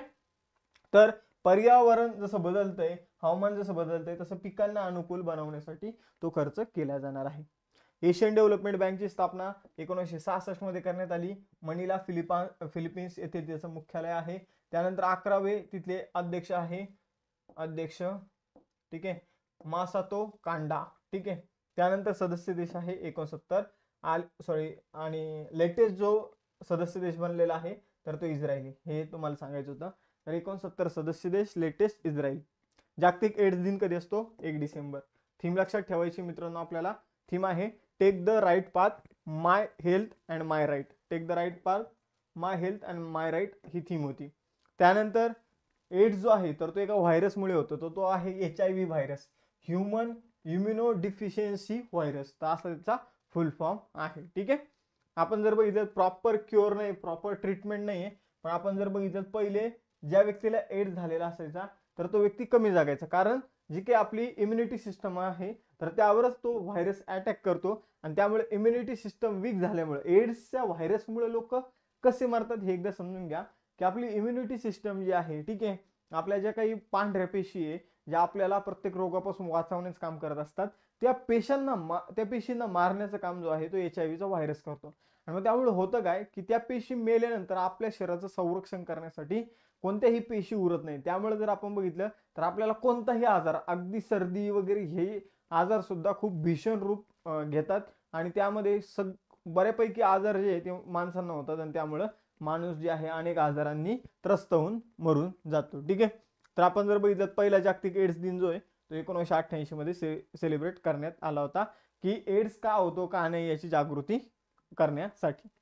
केंद्र सरकारने कोणत्या राज्यातील पारंपरिक साडी घरचोळा, ठीक आहे, घरचोला, तर या घरचोलाला GI टॅग दिलेला आहे. ती घरचोला गुजरात मधील पारंपरिक साडी आहे जी लग्नामध्ये घातली जाते. यानंतर जागतिक संगणक साक्षरता दिवस जो आहे तर तो कधी सेलिब्रेट केला जातो? तर 2 डिसेंबरला जागतिक संगणक साक्षरता दिवस जो आहे तर तो सेलिब्रेट केला जातो मित्रांनो. त्यानंतर मित्रांनो, मिशन अरुण हिमवीर जे आहे ते कोणत्या राज्य सरकारने कृषी उत्पादकांना मदत करण्यासाठी सुरू केलं आहे? तर बघा मित्रांनो, जे शेतकरी आहे तर ते शेतकऱ्यांना मदत करण्यासाठी, शेतकरी जे आहे त्या शेतकऱ्यांना मदत करण्यासाठी Indo Tibetan border police force जो आहे तर त्यांनी शेतकऱ्यांसोबत एक करार केलेला आहे, का आम्हाला जे काही फळं वगैरे लागतात, आम्हाला जे काही भाजी लागतात तर ते आम्ही शेतकऱ्यांकडून डायरेक्ट विकत घेऊ. ठीक आहे. शेतकऱ्यांचे जर पिकं विकत नसेल, त्यांना भाव मिळत नसेल तर आमच्या सैन्याला लागतातच त्या गोष्टी, मग आम्ही डायरेक्ट शेतकऱ्याकडून त्या विकत घेऊ, ज्यानं शेतकऱ्यांचं सुद्धा नुकसान होणार नाही आणि आम्हाला सुद्धा त्या गोष्टी मिळेल, आम्ही नाहीतर दुसरीकडूनच विकत घेणार व्यापाऱ्यांकडून, तर त्यापेक्षा शेतकऱ्यांचा फायदा होईल। यासाठी मिशन अरुण हिमवीर जे आहे ते अरुणाचल प्रदेश सरकारने सुरू केलेलं आहे, हे आपल्याला लक्षात ठेवायचं आहे। मग काय आहे ते ऑलरेडी मी तुम्हाला एक्सप्लेन केलेलं आहे, ठीक आहे। तर या उपक्रमाअंतर्गत 72 लाख रुपये किमतीचे 400 टन फळं जे आहे आणि भाजीपाला जे आहे तर ते भारतीय लष्कराला दिलं जाणार आहे। यानंतर अरुणाचल प्रदेश विषयी जाणून घेऊया। राजधानी इटानगर, मुख्यमंत्री पेमा खांडू, आपण जर बघितलं तर राज्यपाल कैवल्य त्रिविक्रम पारनायक, आपण जर बघितलं नाव एकदमच मोठं दिसतंय, लक्षात राहील। याच्यानंतर अरुणाचल प्रदेश सारखंच नाव आहे बघा। त्यानंतर तिथं राष्ट्रीय उद्यान आहे नामदाफा राष्ट्रीय उद्यान आणि मौलिंग राष्ट्रीय उद्यान, व्याघ्र प्रकल्प आहे नामदाफा, पक्के आणि कमलांगना व्याघ्र प्रकल्प। त्यानंतर लोकसभेची जागा 2 आहे, राज्यसभेची जागा 1 आहे अरुणाचल प्रदेशमध्ये। 10वा क्वेश्चन आहे, केंद्र सरकारने विमा क्षेत्रातील FDI फॉरेन डायरेक्ट इन्व्हेस्टमेंट मर्यादा किती टक्क्यापर्यंत वाढवण्याचा प्रस्ताव दिला आहे। तर बघा मित्रांनो, केंद्र सरकारने FDI जी आहे ती सध्या 74% आहे, तर या 74%वरून तिला डायरेक्ट 100% करण्याचा प्रस्ताव जो आहे तो दिलेला आहे। पण FDI कोणत्या क्षेत्रामध्ये, तर विमा क्षेत्रामध्ये। आता जे आपल्याला विमा वगैरे असतात, ठीक आहे, जे काही इन्शुरन्स वगैरे असतात, तर ते त्यामध्ये आपण विदेशी कंपन्याला डायरेक्ट इन्व्हाइट केलेले की तुम्ही 100% गुंतवणूक करू शकता, भारतामध्ये येऊन तुमची विमा सर्व्हिस सुरू करू शकता। यापूर्वी ते गुंतवणूक करू शकत होते, समजून घ्या एखादी भारतीय कंपनी आहे तर भारतीय मालकाची 26% आणि त्यांची 74% एवढी ते गुंतवणूक करू शकत होते। पण आता ते 100% गुंतवणुकीला आपण त्यांना काय केलेलं आहे, तर आपल्या देशातील विमा क्षेत्राची दारं ओपन केलेली आहे। यापूर्वी आपण तसंच जे 100% गुंतवणूक जी आहे ती स्पेस सेक्टरसाठी सुद्धा ओपन केली होती किंवा अलाव केलं होतं दुसऱ्या देशांना 100% FDI साठी, ठीक आहे। आता बघा अलीकडेच आपण 2021 मध्ये काय केलं होतं, तर FDI जी आहे ती 49% वरून 74 केली होती ना, आता आपण 74 वरून तिला 100 केलेलं आहे, ठीक आहे। तर 2047 पर्यंत सर्वांसाठी विमा आपल्याला साध्य करायचे, सर्वांसाठी विमा असणं हे जे लक्ष्य आहे ते आपल्याला साध्य करायचंय, त्यासाठी आपण हे पाऊल उचललेलं आहे असं सरकारचं म्हणणं आहे, ठीक आहे। 11वा क्वेश्चन आहे, कोणत्या राज्यात 2 दिवसीय मेगॉंग फेस्टिवल 2024चं आयोजन करण्यात आले आहे। तर बघा मित्रांनो, 2 दिवसीय मेगॉंग फेस्टिवलचं आयोजन जे आहे 2024 मध्ये तर ते करण्यात आलेले आहे मेघालयमध्ये। तर मेघालयमध्ये एक आदिवासी आपण म्हणूया की तिथं लोक राहतात गारो टेकड्यामध्ये, तर या गारो टेकड्यामध्ये जे लोक आहे तर त्यांची जी काही गारो संस्कृती आहे, ठीक आहे, तिथं मेगॉंग नावाचं एक फूल मोठ्या प्रमाणात येतं। तर या उत्सवादरम्यान जर आपण बघितलं तर ते गारो लोक त्यांची संस्कृती, त्याचबरोबर त्यांचे जे काही खेळ आहे, त्यांचं संगीत आहे, या सगळ्यांचं प्रदर्शन जे आहे तर ते मेगॉंग फेस्टिवल दरम्यान केलं जातं आणि हे मेघालयमध्ये सेलिब्रेट केलं जातं बघा। यानंतर पुढे जाऊया, मेघालयची स्थापना जी आहे ती कधी करण्यात आलेली आहे, तर 21 जानेवारी 1972। शिलाँग राजधानी आहे, कॉनरॉड संगमा मुख्यमंत्री आहे, राज्यपाल CH विजय शंकरन। त्यानंतर राष्ट्रीय उद्यान आहे नोकरेक आणि बालपक्रम। त्यानंतर लोकसभेची जागा 2, राज्यसभेची जागा 1। त्यानंतर 12वा क्वेश्चन आहे, 13वी राष्ट्रीय बीज परिषद कुठे आयोजित करण्यात आली। तर बियांशी संबंधित जे आपले धान्य वगैरे बिया आहे तर त्यांशी संबंधित 13वी राष्ट्रीय बीज परिषद जी आहे मित्रांनो ती वाराणसी या ठिकाणी आयोजित करण्यात आली। हा अगेन एक मोस्ट इम्पॉर्टंट क्वेश्चन आहे, असे क्वेश्चन आजकाल जास्त परीक्षेमध्ये विचारले जात आहे। या परिषदेचे उद्घाटन केंद्रीय कृषी आणि शेतकरी मंत्री आहे, शेतकरी कल्याण मंत्री शिवराज सिंग चौहान यांनी केलं आहे, ठीक आहे। तर वाराणसी मध्ये ही 3 दिवसीय परिषद आयोजित करण्यात आली। यानंतर टेस्ट क्वेश्चन 5 डिसेंबरच्या आपण चालू घडामोडी इथं अभ्यासणार आहोत। बघा मित्रांनो, पहिला क्वेश्चन काय आहे इथं, आंतरराष्ट्रीय क्रिकेट परिषद म्हणजेच ICC चे सर्वात तरुण अध्यक्ष कोण बनले आहे, तर मित्रांनो ते बनलेले जय शहा। कोण बनलेले, तर जय शहा हे ICC चे सर्वात तरुण अध्यक्ष बनलेले आहे। अवघ यांचं एज जर बघितलं तर 36 इतकं आहे, वयाच्या 36व्या वर्षी ते ICC चे अध्यक्ष बनले आहे। बघा मित्रांनो पुढे जाऊया, त्यांनी कुणाची जागा घेतलेली आहे, तर ग्रेग बार्केल यांची त्यांनी जागा घेतलेली आहे। ICC चे सध्याचे CEO कोण आहे, तर जय शहा अध्यक्ष बनले, पण CEO कोण आहे, तर जोफ अल्लार्डिस हे सध्याचे CEO आहे। ICC चं मुख्यालय दुबई या ठिकाणी आहे, तर स्थापना 15 जून 1909 रोजी झालेली आहे। यानंतर पुढे जाऊया, आता महत्त्वाच्या नियुक्त्याबाबत प्रश्न आहे, तर सगळ्या नियुक्त्या आपण बघून घेऊया। जसं की भारताचे 51वे सरन्यायाधीश कोण बनले, संजीव खन्ना। त्यानंतर इंडियन ऑइलचे नवीन अध्यक्ष Arvinder Singh Sahni. Multi commodity exchange of इंडियाचे नवीन CMD आणि CEO प्रवीणा राय या बनले आहे. ॲक्सिस बँकेचे नवीन MD आणि CEO Amitabh Chaudhary. Indian chamber of कॉमर्सचे नवीन अध्यक्ष अभ्युदय जिंदाल. सशस्त्र सीमा बलचे नवीन अध्यक्ष अमृत मोहन प्रसाद. भारताचे नवीन वित्त सचिव तुहिनकांत पांडे. हिंदुस्तान एरोनॉटिक्स लिमिटेडचे नवीन CMD DK Sunil. National Crime Record ब्युरोचे नवीन प्रमुख Alok Ranjan. National Rifle Association of इंडियाचे नवीन अध्यक्ष कलिकेश नारायण सिंहदेव. भारतीय हवाई दलाचे नवे प्रमुख अमरप्रीत सिंग. नॅस्कॉमचे नवीन अध्यक्ष सिंधू गंगाधरन आणि UPSCचे नवीन अध्यक्ष प्रीती सुदान. यानंतर दुसरा क्वेश्चन आहे की भारतातील पहिल्या व्हर्टिकल लिफ्ट रेल्वे सी ब्रिजचं नाव काय असणार आहे. तर बघा मित्रांनो, रेल्वेचा आपण एक ब्रिज बनवलेला आहे, तर त्याचं नाव ठेवलेलं आहे न्यू पंबन रेल्वे ब्रिज.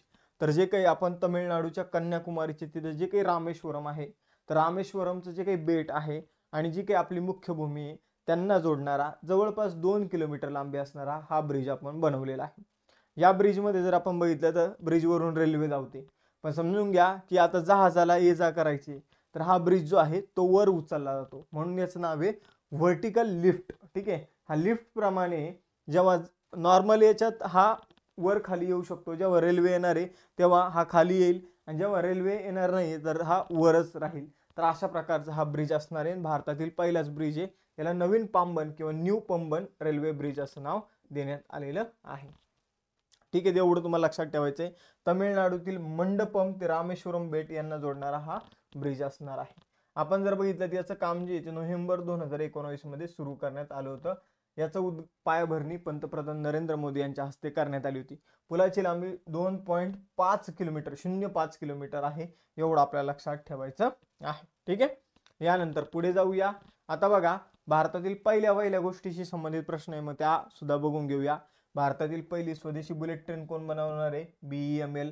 दलित उपकोटा लागू करणार पहिलं राज्य कोण आहे? हरियाणा. देशातील पहिला ऑइल पाम प्रोसेसिंग प्लांट कुठं सुरू झालेला आहे? अरुणाचल प्रदेश. भारतातील पहिला सरकारी मालकीचा OTT प्लॅटफॉर्म केरळमध्ये. भारतातील पहिले डॉल्फिन संशोधन केंद्र पाटणा बिहारमध्ये. यानंतर 5 कोटी आयुष्यमान कार्ड बनवणारं देशातील पहिलं राज्य उत्तर प्रदेश. भारतातील पहिला 155 मिमीचा जो काही बारूद आहे, स्मार्ट बारूद, तो IIT मद्रासने बनवला. पूर्व भारतातील पहिलं अपंग विद्यापीठ झारखंड या ठिकाणी सुरू करण्यात आलेलं आहे. भारतातील पहिला आयुर्वेदिक कॅफे दिल्लीमध्ये बनला आहे आणि कोझिकोडा हे युनेस्कोच्या साहित्य यादीतील भारतातील पहिलं साहित्य शहर ठरलं आहे. त्यानंतर 5वा फिल्मफेअर OTT अवॉर्ड्स म्हणजे ऑनलाईन प्लॅटफॉर्मवर जसं की नेटफ्लिक्स झालं, ॲमेझॉन झालं, हॉटस्टार झालं, ते जिओ सिनेमा झालं, यावर जे काही मूव्ही, जे काही वेब सिरीज रिलीज होतात तर त्या संबंधीच्या अवॉर्ड्समध्ये बेस्ट मूवीचा अवॉर्ड कोणाला मिळालेला आहे? तर तो मिळालेला आहे अमरसिंग चमकीला या चित्रपटाला. तर बघा मित्रांनो, सगळ्यात जास्त अवॉर्ड्स जे OTT अवॉर्ड्समध्ये फिल्मफेअर OTT पुरस्कारामध्ये कोणी जिंकलेले, तर ते सगळ्यात जास्त पुरस्कार जर आपण बघितलं तर आता मी तुम्हाला सांगतो इथं कोणी किती पुरस्कार जिंकलेले. सगळ्यात जास्त पुरस्कार, पहिला हा मुद्दा लक्षात घ्या, हिरामंडी द डायमंड बाजार या वेब सिरीजनं सगळ्यात जास्त अवॉर्ड जे ते जिंकलेले आहे. त्यानंतर गन्स अँड रोजेस याने दुसऱ्या क्रमांकावर आणि कालापानी तिसऱ्या क्रमांकावर राहिलेले आहे या वेब सिरीज. ठीक आहे, तर सगळ्यात जास्त अवॉर्ड्स जे आहे ते हिरामंडीने जिंकलेले आहे. नंतर गन्स अँड गुलाब्स, ठीक आहे, रोजेसने गुलाब्स, आणि नंतर कालापानी. त्याचबरोबर जर बघितलं मित्रांनो तर सर्वोत्कृष्ट चित्रपट ठरलेला आहे अमरसिंग चमकीला, हे आपल्याला लक्षात ठेवायचं आहे. सर्वोत्कृष्ट अभिनेता ठरलेला आहे दलजीत सिंग दोसांझ अमरसिंह चमकीला यासाठी. सर्वोत्कृष्ट अभिनेत्री महिला ठरलेली करीना कपूर जाने जान यासाठी. त्यानंतर जर बघितलं सर्वोत्कृष्ट सिरीज ठरलेली आहे द रेल्वे मॅन. ओके, तर एवढ्या आपल्याला गोष्टी लक्षात ठेवायच्या आहे. ठीक आहे, इथं लिस्ट दिलेली आहे, तुम्ही हवं तर याचा एक स्क्रीनशॉट काढू शकता, नाही तर ही PDF आपल्या टेलिग्राम चॅनलवर उपलब्धच राहणार आहे. डिसेंबर 2024 मध्ये भारत आणि कोणत्या देशामध्ये पहिला संयुक्त सराव सिनबॅक्स आयोजित करण्यात आला? तर बघा मित्रांनो, भारत आणि कंबोडिया या देशामध्ये पहिल्यांदाच एक युद्ध सराव आयोजित करण्यात आला, त्याचं नाव होतं सिनबॅक्स. मग आता हा सिनबॅक्स कुठे आयोजित करण्यात आला ते आपल्यासाठी महत्वाचं आहे. तर पुण्यामध्ये आयोजित करण्यात आला बघा मित्रांनो, महाराष्ट्रामध्ये. ठीक आहे, तर महत्वाचं आहे, आपल्याला यावर परीक्षेमध्ये प्रश्न विचारला जाऊ शकतो. कंबोडिया जो आहे तो आशिया खंडातील एक देश आहे. नोम पेन ही तिची राजधानी आहे आणि कंबोडियन रियाल हे तिथले चलन आहे आणि नोरोडोम सिंहमोनी हे तिथले राजे आहेत. यानंतर पुढे जाऊया. आपण जर बघितलं तर काही युद्ध सरावाबाबत जाणून घेऊया. आणि आजच्या ऑलरेडी लेक्चरमध्ये 3 युद्ध सरावावरच प्रश्न आहे बघा. इथं जर बघितलं भारत आणि अमेरिकेमध्ये कोणता युद्ध सराव झालेला आहे, तर युद्ध अभ्यास नावाचा युद्ध सराव झाला बिकानेर राजस्थान. त्यानंतर अल नजा भारत आणि ओमान मध्ये झाला सलालाह ओमान या ठिकाणी. त्यानंतर मैत्री नावाचा युद्ध सराव भारत आणि थायलंड मध्ये झाला ताक प्रांत थायलंड मध्ये. त्यानंतर दस्तलित भारत आणि उझबेकिस्तान मध्ये झाला तरमेज उझबेकिस्तान मध्ये. एक टायगर ट्रायम्फ जो आहे तो भारत आणि अमेरिकेमध्ये झाला भारताच्या पूर्व समुद्र किनाऱ्यावर. त्यानंतर धर्म गार्डियन जो आहे धर्म संरक्षक त्याला म्हटलं जातं, तर तो राजस्थानमध्ये झाला. आणि मित्र शक्ती जो आहे तो श्रीलंकामध्ये झालेला आहे. सय्यद मोदी आंतरराष्ट्रीय बॅडमिंटन स्पर्धा जी 2024 तर तिचं विजेतेपद कोणी जिंकलेलं आहे, तर ते PV सिंधूने जिंकलेलं आहे. तिने कुणाला हरवलेलं आहे, तर तिने चीनच्या लू यू हिचा पराभव तिने केलेला आहे. तर एवढं आपल्याला लक्षात ठेवायचं आहे. सय्यद मोदी आंतरराष्ट्रीय बॅडमिंटन स्पर्धा 26 नोव्हेंबर ते 1 डिसेंबर या कालावधी दरम्यान लखनौ उत्तर प्रदेश येथील बाबू बनारसीदास इंडोर स्टेडियम मध्ये आयोजित करण्यात आली होती. सय्यद मोदी आंतरराष्ट्रीय बॅडमिंटन स्पर्धेमध्ये पुरुषांमध्ये विजेतेपद कोण जिंकलं, तर लक्ष्य सेनने जिंकलेलं आहे. कोणी जिंकलेले? लक्ष्य सेन. आपण जर बघितलं लक्ष्य सेन याने कोणाला हरवलेला आहे, तर सिंगापूरचा जिया हेंग जेसन तेह याचा त्याने पराभव केलेला आहे. यानंतर बघा आता या ज्या स्पर्धा आहे तर बॅडमिंटन जागतिक महासंघाकडून आयोजित करण्यात आल्या होत्या. आपण जर बघितलं तर बॅडमिंटन जागतिक महासंघाची स्थापना 1934 मध्ये करण्यात आली होती. क्वालालंपूर मलेशियामध्ये मुख्यालय आहे. अध्यक्ष आहे पॉल एरिक हायर लार्सन जे डेन्मार्कचे आहे. आणि आपण जर बघितलं तर BWF जर बघितलं तर वेगवेगळ्या स्पर्धा आयोजित करतं, जसं की ज्यामध्ये फेमस पुरुषांचा थॉमस कप झाला, महिलांचा उबेर कप झाला, सुधीरमन कप आहे. ठीक आहे, अशा वेगवेगळ्या स्पर्धा जागतिक बॅडमिंटन फेडरेशन मार्फत आयोजित केल्या जातात. त्यानंतर भारत आणि कोणत्या देशादरम्यान डिसेंबर 2024 मध्ये द्विपक्षीय संयुक्त लष्करी सराव हरिमाऊ शक्ती झालेला आहे. तर हरिमाऊ शक्ती नावाचा युद्ध सराव जो आहे तो भारत आणि मलेशियामध्ये झालेला आहे. तर भारत आणि मलेशियामध्ये हरिमाऊ शक्ती नावाचा वार्षिक द्विपक्षीय युद्ध सराव जो आहे तर तो दरवर्षी आयोजित केला जातो. आपण जर बघितलं तर हा युद्ध सराव मलेशियामध्ये त्याचं आयोजन करण्यात आलं होतं. ठीक आहे, हे आपल्यासाठी महत्वाचे आहे. यानंतर मलेशियाची राजधानी क्वालालंपूर, मलेशियन रिंगिट हे तिथले चलन आहे. अनवर इब्राहिम तिथले पंतप्रधान आहे. आणि मलेशिया आग्नेय आशियाचा एक पार्ट आहे. त्यानंतर 8वा क्वेश्चन आहे 13वा अग्नियोद्धा हा जो युद्ध सराव आहे तो भारत आणि कोणत्या देशादरम्यान झाला, तर अग्नियोद्धा नावाचा युद्ध सराव जो आहे तो भारत आणि सिंगापूर दरम्यान झालेला आहे. 13वा हा महाराष्ट्रामधील नाशिक या ठिकाणी देवळाली या ठिकाणी याचं आयोजन जे आहे ते करण्यात आलं होतं. यानंतर पुढे जाऊया मित्रांनो. सिंगापूर आशिया खंडातील एक देश आहे. सिंगापूर सिटी ही त्याची राजधानी आहे. सिंगापूर डॉलर तिथलं चलन आहे. आणि लॉरेन्स ओ तिथले राष्ट्रपती पंतप्रधान आहे. ठीक आहे, पंतप्रधान आहे. यानंतर दरवर्षी राष्ट्रीय प्रदूषण नियंत्रण दिवस कधी सेलिब्रेट केला जातो, तर 2 डिसेंबर रोजी राष्ट्रीय प्रदूषण नियंत्रण दिवस सेलिब्रेट केला जातो. याचं कारण काय ते 1984 मध्ये 2 डिसेंबर या रोजी काय झालं होतं, तर भोपाळ गॅस दुर्घटना झाली होती. आणि तशी दुर्घटना होऊ नये म्हणून प्रदूषणावर कुठेतरी आपण नियंत्रण आणायला पाहिजे, यासाठी आपण 2 डिसेंबर हा जो दिवस आहे तो राष्ट्रीय प्रदूषण नियंत्रण दिवस म्हणून सेलिब्रेट करतो. आपण जर बघितलं मित्रांनो तर त्याची थीम काय होती, clean air green earth a step toward sustainable living अशी त्याची थीम होती. 10वा क्वेश्चन आहे जुलै ते सप्टेंबर या 3 महिन्याच्या कालखंडामध्ये या तिमाहीमध्ये कोणता देश भारतात थेट परकीय गुंतवणुकीचा सर्वात मोठा स्रोत बनला. तर भारतामध्ये 3 महिन्याच्या कालखंडामध्ये जो कालखंड आहे जुलै ते सप्टेंबर या कालखंडामध्ये भारतात सगळ्यात जास्त गुंतवणूक कोणी केली मित्रांनो, तर ती केलेली सिंगापूरने. सिंगापूरमधून भारतामध्ये सगळ्यात जास्त FDI आलेली फॉरेन डायरेक्ट इन्व्हेस्टमेंट आलेली आहे. ठीक आहे, तर सिंगापूरने एकूण FDI पैकी 50% FDI जी ती सिंगापूरमधून भारतामध्ये आलेली आहे. तर सिंगापूर भारतासाठी खूपच महत्वाचा देश आता बनलेला आहे. 11वा क्वेश्चन आहे मनामा बहरीन या ठिकाणी झालेल्या पहिल्या वर्ल्ड पॅरा प्युमसे तायक्वांदो चॅम्पियनशिप मध्ये कोणत्या भारतीय खेळाडूंनी कांस्य पदक जिंकलं. तर बघा मित्रांनो तायक्वांदो नावाची जी स्पर्धा आहे त्यामध्ये रिचेन युडोल आपण जर बघितलं तर ही लडाख मधील खेळाडू आहे. हिने भारताला कांस्य पदक जे आहे ते जिंकून दिलेलं आहे. ही स्पर्धा कुठे झाली होती, तर मनामा बहरीन या ठिकाणी झालेली आहे.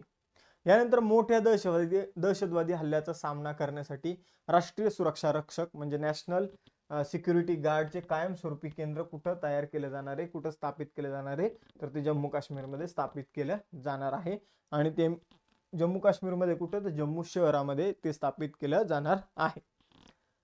यानंतर बघा जे NSG कमांडो आहे, तर त्या NSG ची स्थापना 16 ऑक्टोबर 1984 मध्ये करण्यात आली होती. मुख्यालय आहे नवी दिल्ली आणि महासंचालक आहे श्रीनिवासन. बघा मित्रांनो, जम्मू काश्मीर विषयी काही महत्त्वाच्या बाबी लक्षात ठेवा. जसे की श्रीनगर उन्हाळी राजधानी, जम्मू हिवाळी राजधानी आहे. 31 ऑक्टोबर 2019 ला स्थापना झाली. लेफ्टनंट गव्हर्नर आहे मनोज सिन्हा. मुख्यमंत्री ओमर अब्दुल्ला. किश्तवार, त्याचबरोबर इथं जर बघितलं दाचिंगम सरल हे तिथले राष्ट्रीय उद्यान आहे. तिथला केंद्रशासित प्रदेशाचा जो काही राज्य प्राणी म्हणू शकतो आपण, ठीक आहे, तर तो आहे हंगुल. पक्षी आहे काळ्या मानेचा क्रेन आणि वृक्ष आहे चिनार. सुरुवात करूया 6 आणि 7 डिसेंबर रोजीच्या चालू घडामोडीला. बघा मित्रांनो, पहिला क्वेश्चन तुमच्या समोर आहे. बुद्धिबळात 2800 येल्लो रेटिंग मिळवणारा दुसरा भारतीय बुद्धिबळपटू कोण ठरला आहे? तर बघा मित्रांनो, बुद्धिबळामध्ये पहिला खेळाडू कोण होता? विश्वनाथन आनंद, ज्याने 2800 येल्लो रेटिंग जे आहे, आता जसं काही क्रिकेटमध्ये कशी रँकिंग असते तसं बुद्धिबळामध्ये रेटिंग असते. मग 2800 रेटिंग मिळवणारा पहिला खेळाडू कोण होता येल्लो रेटिंग? तर तो होता विश्वनाथन आनंद. आणि विश्वनाथन आनंद सध्या फिडे नावाची जी संस्था आहे जी बुद्धिबळाचं पूर्ण मॅनेजमेंट करते, तर त्याचे विश्वनाथन आनंद सध्या उपाध्यक्ष आहे. ठीक आहे, तर महत्वाचा आपल्याला प्रश्न जो आहे तो विचारला जाऊ शकतो. त्याचबरोबर जर बघितलं त्याचं उत्तर असणार आहे अर्जुन एरिगेसी. अर्जुन एरिगेसी जो आहे तो 2800 येल्लो रेटिंगच्या पुढे जाणारा भारताचा दुसरा खेळाडू बनला आहे. आपण जर बघितलं तर बुद्धिबळाच्या रँकिंग मध्ये सगळ्यात टॉपला जर कोण असेल तर तो आहे सध्या मॅग्नस कार्लसन. त्याच्या पाठोपाठ फेबियानो कारुआना आणि त्याच्या पाठोपाठ हिकारू नाकामुरा. तर हे एका पाठोमाग एक जर आपण बघितले रेटिंगच्या बाबतीत खेळाडू आहे. अर्जुन सेरिगेसी जो आहे तर तो 4थ्या क्रमांकावर आहे इंटरनॅशनल रँकिंग मध्ये. यानंतर बघा मित्रांनो, फिडेची जी संस्था आहे तर त्याबाबत थोडं जाणून घेऊया. याची स्थापना 20 जुलै 1924 मध्ये झाली. त्यामुळे आपल्याला यावर क्वेश्चन येऊ शकतो, कारण जर बघितलं तर 100 वर्ष कंप्लीट झालेले फिडेला. त्यामुळं फिडेचे उपाध्यक्ष जे आहे उपाध्यक्ष कोण आहे तर विश्वनाथन आनंद. ठीक आहे, विश्वनाथन आनंद यांच्यावर आपल्याला प्रश्न विचारला जाईल 100 वर्ष पूर्ण झाल्यामुळे. त्यामुळे याला स्टार मार्क करून ठेवतो. परीक्षेमध्ये आला, ठीक आहे, तर समजून घ्या तुम्हाला 1 मार्क मिळाला. यानंतर लॉसन स्वित्झर्लंड या ठिकाणी फिडेचं मुख्यालय आहे. अर्कडी द्वेरोकोविच हे फिडेचे सध्याचे अध्यक्ष आहे. त्यानंतर अर्जुन सेरिगेसी याने बुडापेस्ट हंगेरी येथे झालेल्या 45व्या फिडे बुद्धिबळ ऑलिम्पियाड स्पर्धेमध्ये वैयक्तिक गटामध्ये सुवर्ण पदक मिळवलं होतं. यानंतर दुसऱ्या क्वेश्चनकडे जाऊया. National security depository limited NSDL तुम्ही ऐकलं असेल, तर NSDL चे MD आणि CEO म्हणून कुणाची नियुक्ती करण्यात आली? तर NSDL चे MD आणि CEO बनलेले विजय चांडोक. कोण बनलेले? विजय चांडोक. तर विजय चांडोक यांचं नाव लक्षात ठेवायचं आणि NSDL चे ते नवीन CEO बनलेले आहे. NSDL ची स्थापना 1996 मध्ये करण्यात आली. मुख्यालय आहे मुंबई, महाराष्ट्रामध्ये. त्यानंतर फायझर पुरस्कार जो आहे 2024 चा तो कोणाला मिळाला आहे? बघा मित्रांनो, एक पुस्तक लिहिलेलं आहे बिहारी मुखर्जी यांनी. आणि बिहारी मुखर्जी यांनी जे पुस्तक लिहिलं त्यासाठी त्यांना फायझर पुरस्काराने सन्मानित करण्यात आलेलं आहे. त्यांचं पुस्तक बघा हे रेसवर आहे, म्हणजे वर्णाशी संबंधित पुस्तक आहे. वर्ण म्हणजे रेस, ठीक आहे, आपण म्हणतो ब्लॅक व्हाईट, तर त्याच्याशी संबंधित पुस्तके brown skin, white coats, race science in India 1920 ते 1966 असं यांचं पुस्तक आहे. आपण जर बघितलं तर प्रज्योत बिहारी मुखर्जी यांचं हे पुस्तक मित्रांनो लक्षात ठेवा, परीक्षेमध्ये विचारलं जाईल. तर सगळीकडेच या पुस्तकाचं कौतुक केलं जात आहे.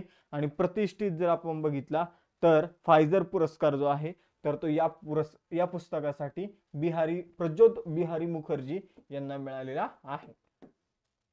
यानंतर पुढे जाऊया मित्रांनो. आता काही महत्त्वाचे पुरस्कार जाणून घेऊया. रामन मॅग्सेसे पुरस्कार हायायो मियाझाकी जपानचे आहे, त्यांना मिळाला.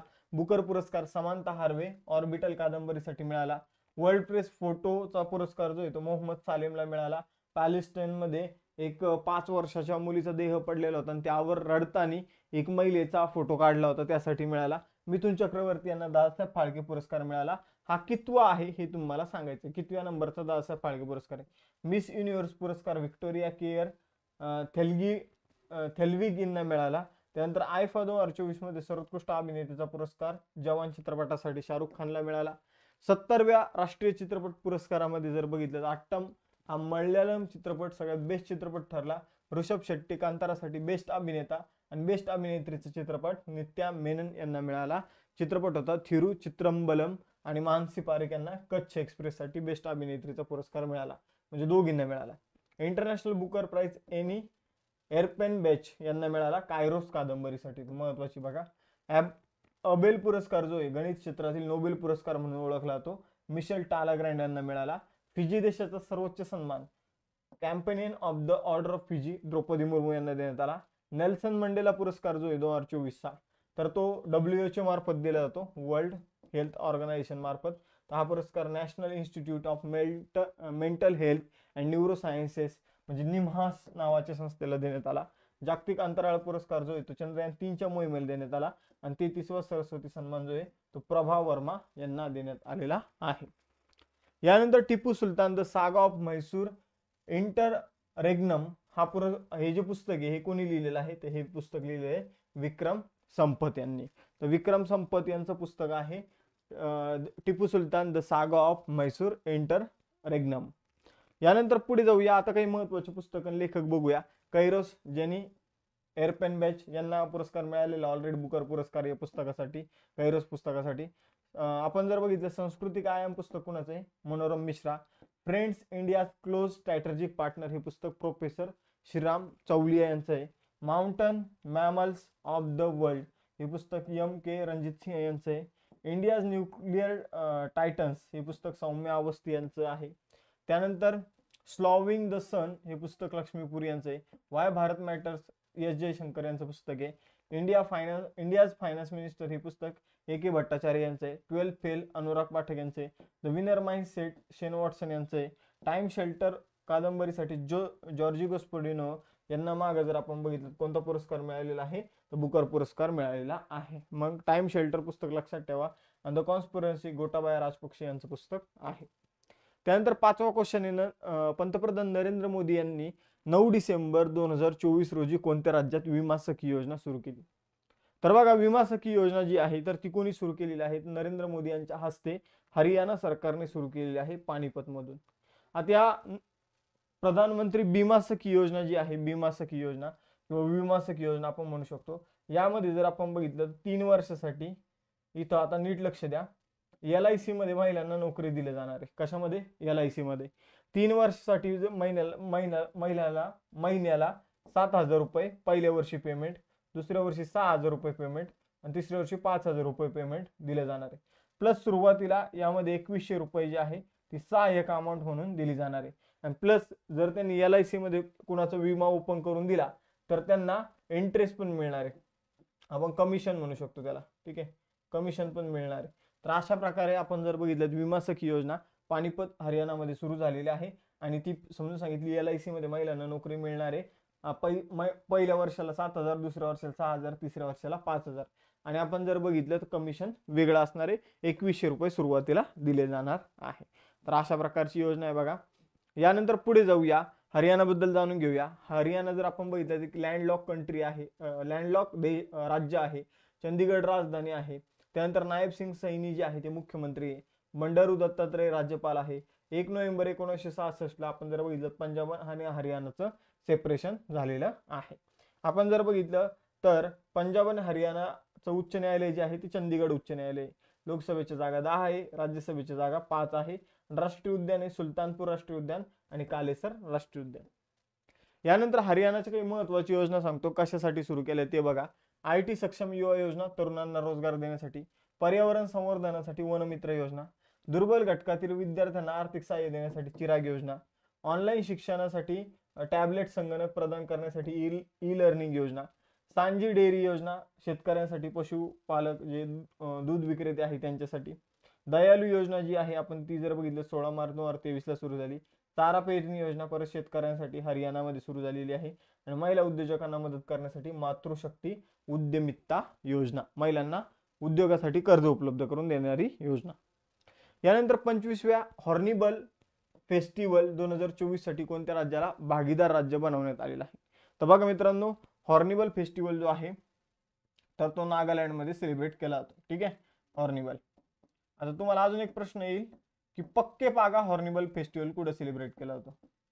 पक्के पागा हॉर्निबल फेस्टिवल कुठे सेलिब्रेट केला जातो? तर त्याचं उत्तर लिहायचंय अरुणाचल प्रदेश. अरुणाचल प्रदेशमध्ये पक्के पागा हॉर्निबल फेस्टिवल जो आहे तो सेलिब्रेट केला जातो. पण आपल्याला प्रश्न विचारलेला आहे भागीदार राज्य कोणतं आहे? काय विचारलेलं आहे? भागीदार राज्य कोणतं आहे? तर भागीदार राज्य आहे सिक्कीम. कोणतं आहे? भागीदार राज्य आहे सिक्कीम. ठीक आहे, पुढे जाऊया. बघा पक्के पागा नाही, नॉर्मल हॉर्निबल फेस्टिवल जो आहे तर त्याची 25वी आवृत्ती सेलिब्रेट केली जाते, त्यामुळे महत्वाचं आहे. 25th आवृत्ती जी आहे तर तिचं सेलिब्रेशन सुरू आहे. 2000 साली पहिली आवृत्ती जी आहे ती आयोजित करण्यात आली होती. आपण जर बघितलं 25वी आवृत्ती हरियाणातील नागालँड मधील किसामा या ठिकाणी सुरू झालेली आहे. यानंतर पुढे जाऊया. भागीदार देश कोणता आहे? वेल्स आणि जपान. भागीदार राज्य कोणतं आहे? सिक्कीम. हे लक्षात ठेवायचं आहे. पक्के पागा हॉर्निबल फेस्टिवल जो आहे तो अरुणाचल प्रदेशमध्ये सेलिब्रेट केला जातो. हॉर्निबल हा अरुणाचल प्रदेश आणि केरळ राज्याचा राज्य प्राणी आहे. भारतीय नौदल दिन विचारले तुम्हाला 2024 कधी सेलिब्रेट करण्यात आला? 4 डिसेंबर. 4 डिसेंबर हा भारतीय नौदल दिन म्हणून सेलिब्रेट केला जातो मित्रांनो.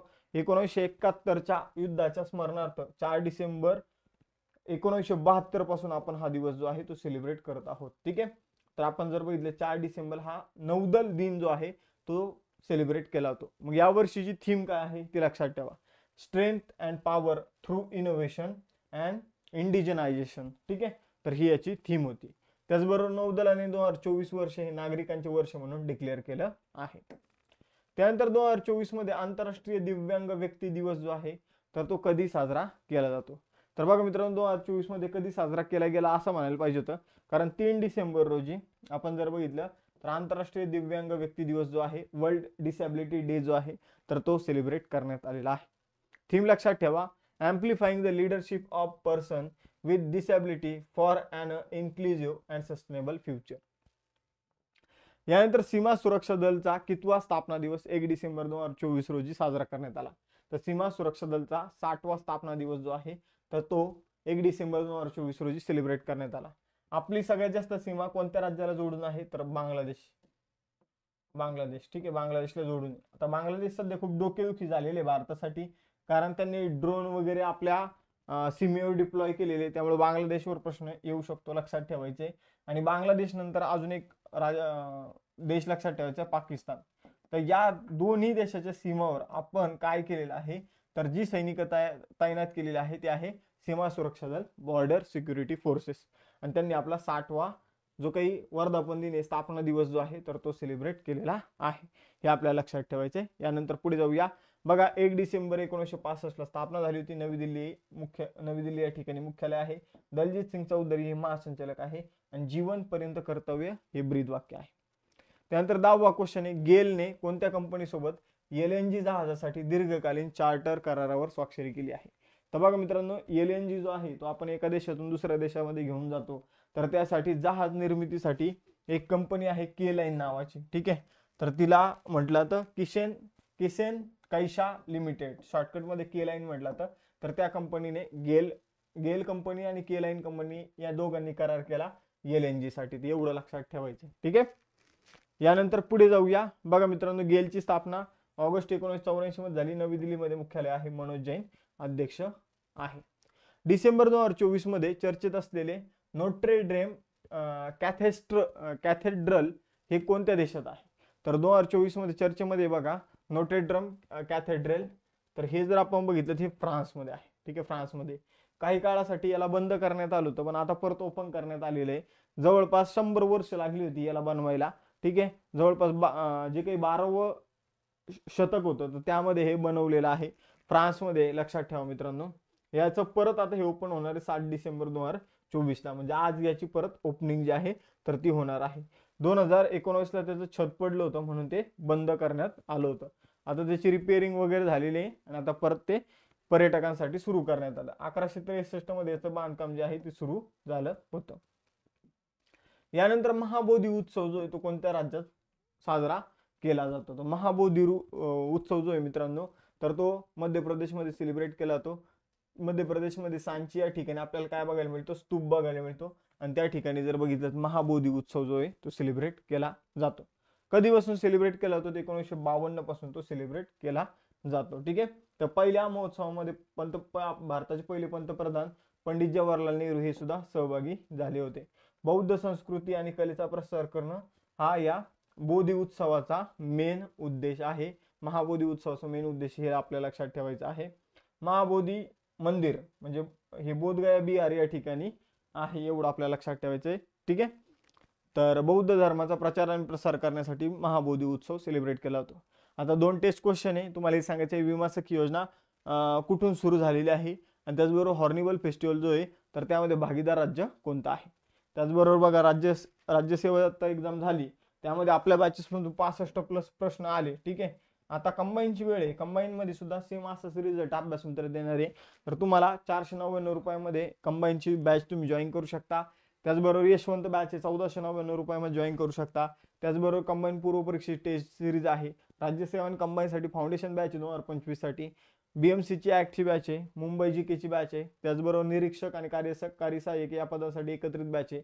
सरळ सेवा परीक्षेसाठी all in one batch, railway भरतीसाठी तिरंगा बॅच आणि पोलीस भरतीसाठी स्पेशल रेकॉर्डेड बॅच आहे.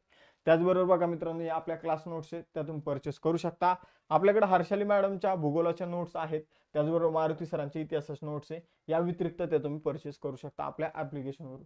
त्याचबरोबर या लेक्चरची लिंक तुम्हाला या टेलिग्राम चॅनलवर मिळेल आणि त्याचबरोबर PDF सुद्धा मिळेल आणि इंस्टाच्या पेजवर तुम्हाला अभ्यास विषयक रील्स मिळतील. थांबूया मग मित्रांनो, आपण इथं भेटूया नेक्स्ट सेशनमध्ये. चलो बाय बाय एव्हरीवन. जय हिंद.